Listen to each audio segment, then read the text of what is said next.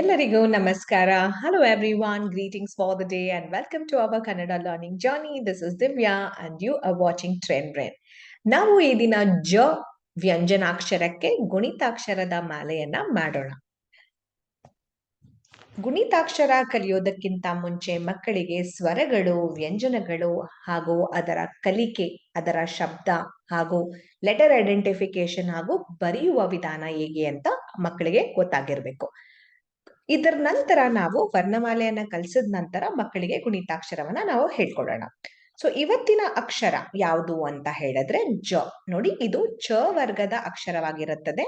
ಚ ವರ್ಗದಲ್ಲಿ ಚ, ಚ, ಜ, ಝ, ನ್ಯ ಅಲ್ವಾ? ಈ 5 ಅಕ್ಷರಗಳಿವೆ ನಮಗೆ. ಸೊ ಈ ದಿನ ನಾವು ಜ ಎನ್ನುವಂತಹ ವ್ಯಂಜನಕ್ಕೆ ನಾವು ಗುಣಿತಾಕ್ಷರವನ್ನ ಮಾಡೋಣ.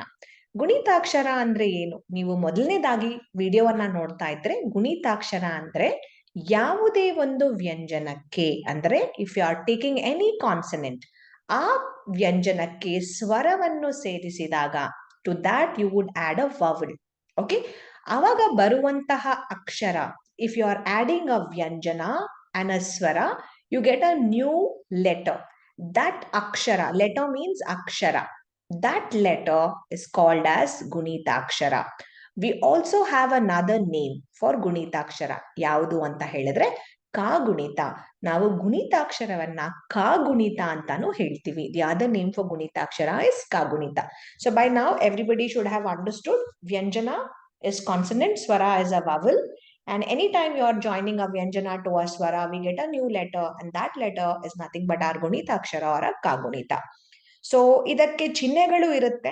ಆ ಬರೆಯುವಂತಹ ಚಿಹ್ನೆಗಳನ್ನ ನಾವು ಕಲ್ತ್ಕೊಂಡ್ಬಿಟ್ರೆ ಬಹಳ ಸುಲಭ ಆಗುತ್ತೆ. ಓಕೆ, ಮೊದಲನೇದಾಗಿ ಓದೋಣ.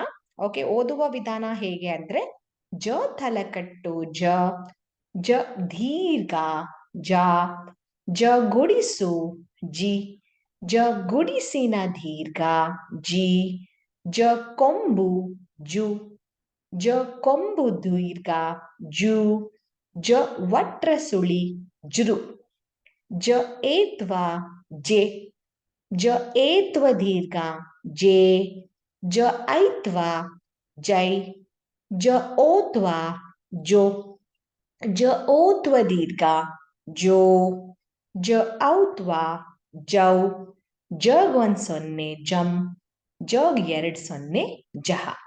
ಇದು ಓದುವಂತಹ ವಿಧಾನ. ಇದನ್ನ ಕಲ್ತ ಮೇಲೆ ಮಕ್ಕಳು ಈ ರೀತಿಯನ್ನ ಓದಬಹುದು.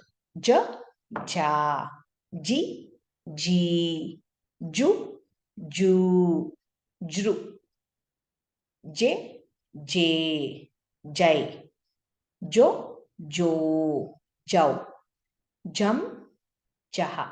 ಈ ರೀತಿಯನ್ನ ಸಹ ಅವರು ಓದ್ಬೋದು.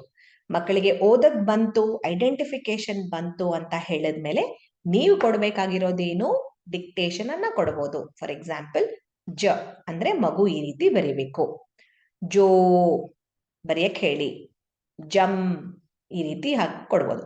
ಸೊ ಡಿಕ್ಟೇಷನ್ ಒಂದು ಅಭ್ಯಾಸ ಆಗಿರುತ್ತೆ. ಅದಾದ್ಮೇಲೆ ಏನು, ಐಡೆಂಟಿಫಿಕೇಶನ್ ಕೊಡ್ಬೋದು. ನೀವು ಐಡೆಂಟಿಫಿಕೇಶನ್ ಇದೇ ವರ್ಕ್ಶೀಟ್ ಅನ್ನ ನೀವು ಪಾಸ್ ಮಾಡಿ ಪ್ರಿಂಟ್ ತಗೊಂಡು ಎಲ್ಲಿದೆ ಜೂ ಎಲ್ಲಿದೆ ತೋರ್ಸು ಅಂತ ಹೇಳಿದ್ರೆ ಮಗು ಈ ಲೆಟರ್ ಅನ್ನ ತೋರಿಸಬಹುದು. ಸೊ ಈ ರೀತಿ ಸರ್ಕಲ್ ಮಾಡೋ ಆಕ್ಟಿವಿಟಿ ಕೊಡ್ಬೋದು.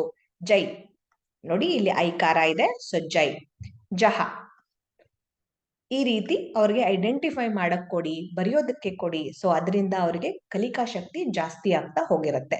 ಸೊ ನೀವು ಪ್ರತಿದಿನ ಯಾವ್ದಾದ್ರೂ ಒಂದು ವ್ಯಂಜನ ತಗೊಂಡು ಅದಕ್ಕೆ ಗುಣಿತಾಕ್ಷರ ಹಾಕಕ್ಕೆ ಕೊಟ್ಬಿಡಿ. So make it a habit, give any letter and ask the child to write the Kagunita or Gunithakshara every day. Now if you are giving this and practicing this every day, now within a month the child will be able to do all the Gunitaksharas, because every day you're giving them one Vyanjana, no? So you're not giving them more also. So this will keep up their learning spirit a little higher.